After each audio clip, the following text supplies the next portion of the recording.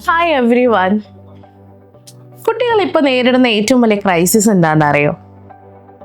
അവർക്ക് പേരൻസിൻ്റെ കൂടെ കൂടുതൽ സമയം കിട്ടാത്ത ഒരു ക്രൈസിസ് ആണ്.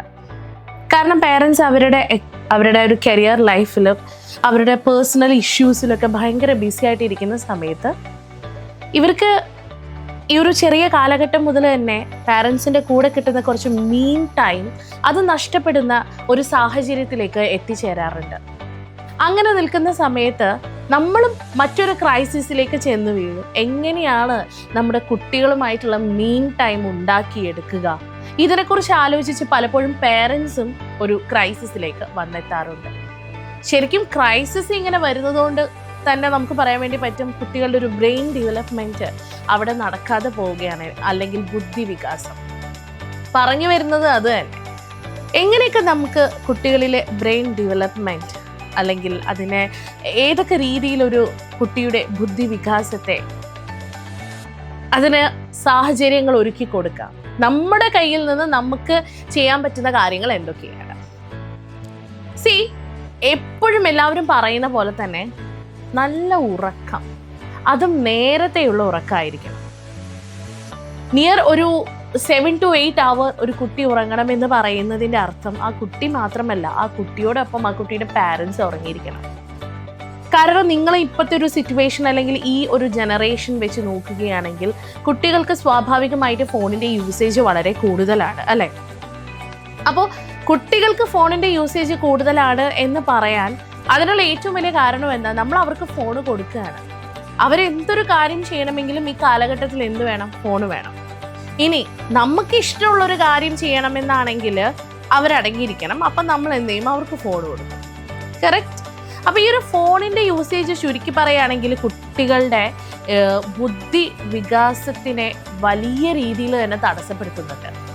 രാത്രി നേരത്തെ ഉറങ്ങാത്തത് കൂടുതൽ സമയം ഫോണിൽ സ്പെൻഡ് ചെയ്യുന്നത് കൊണ്ട് തന്നെയാണ്.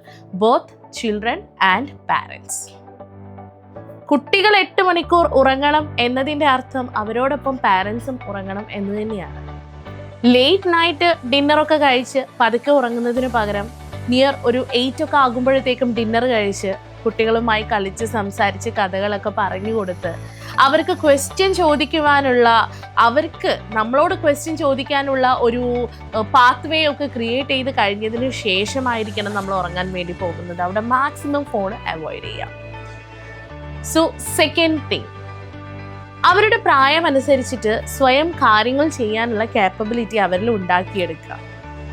കുട്ടികളല്ലേ, അവർക്ക് ഇതൊന്നും ചെയ്യാൻ പറ്റില്ല എന്നൊരു ചിന്താഗതി മാറ്റി നിർത്തിക്കൊണ്ട് അവരെ കൊണ്ട് എന്തൊക്കെ ചെയ്യാൻ വേണ്ടി പറ്റുമോ? For example, starting from polishing their shoes, അവരുടെ ഷൂസ് പോളിഷ് ചെയ്യുന്നതിലൂടെ, അല്ലെങ്കിലോ തൻ്റെ പുസ്തകങ്ങൾ സ്വയം കവർ ചെയ്യുന്നതിലൂടെ, ഇങ്ങനെയുള്ള ചെറിയ ചെറിയ കാര്യങ്ങൾ ചെയ്യാൻ വേണ്ടി ഹെൽപ്പ് ചെയ്യുക. ഇപ്പം നമ്മൾ പല സെലിബ്രിറ്റീസും ചെയ്യുന്നത് കണ്ടിട്ടുണ്ട്.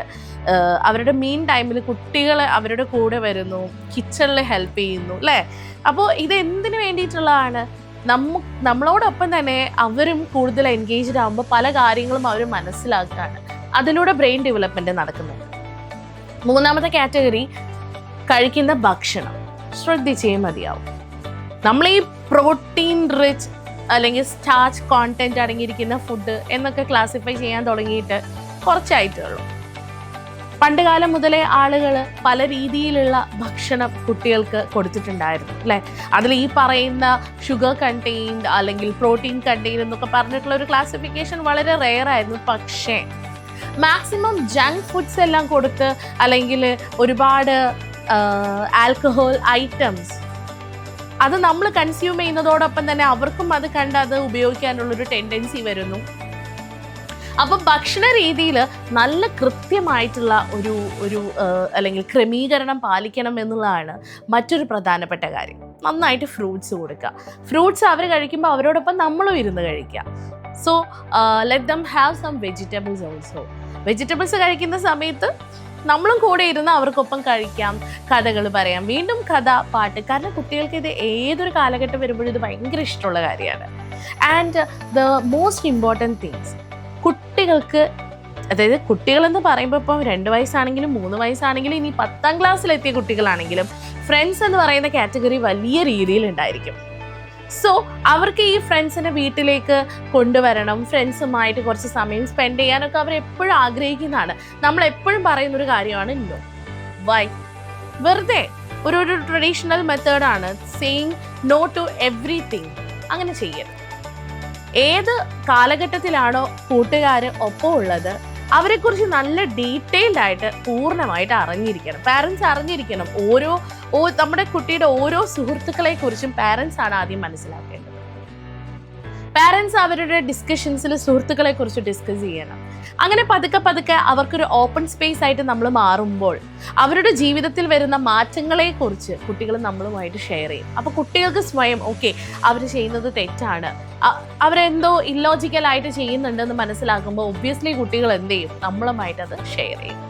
ഇത്തരത്തിലുള്ള പ്രൊസീജിയറൊക്കെ നമുക്ക് കേൾക്കുമ്പോൾ വളരെ ചെറുതാണെന്ന് തോന്നും. ബട്ട് നമ്മളത് പ്രാക്ടിക്കൽ ആക്കുമ്പോൾ അല്ലെങ്കിൽ നമ്മളത് അപ്ലൈ ചെയ്ത് വരുമ്പോൾ ദാറ്റ് ഈസ് വെരി ഇമ്പോർട്ടൻറ്റ്.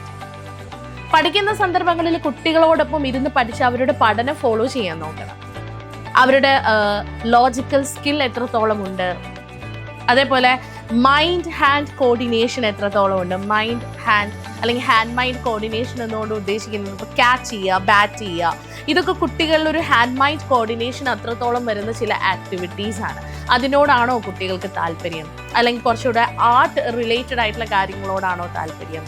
ഇതൊക്കെ നമ്മൾ മനസ്സിലാക്കി അത് ഡെവലപ്പ് ചെയ്യാനുള്ള ഓരോ സാഹചര്യവും ഒരുക്കി കൊടുക്കേണ്ടത് നമ്മൾ പേരൻസിൻ്റെ റൈറ്റ് ആണ്, അല്ലെങ്കിൽ റെസ്പോൺസിബിലിറ്റിയാണ്. സോ ഇത്രയും കാര്യങ്ങൾ നമുക്ക് വളരെ കുറച്ച് സമയം you have to do all these things in your life. Then കുട്ടികളുടെ എല്ലാ ഡെവലപ്മെൻറ്റും, അതിപ്പോൾ പേഴ്സണാലിറ്റി ഡെവലപ്മെൻ്റ് ആണെങ്കിലും മൈൻഡ് ഡെവലപ്മെൻ്റ് ആണെങ്കിലും അല്ലെങ്കിൽ ബ്രെയിൻ ഡെവലപ്മെൻ്റ് ആണെങ്കിലും വളരെ നല്ല രീതിയിൽ നടക്കും.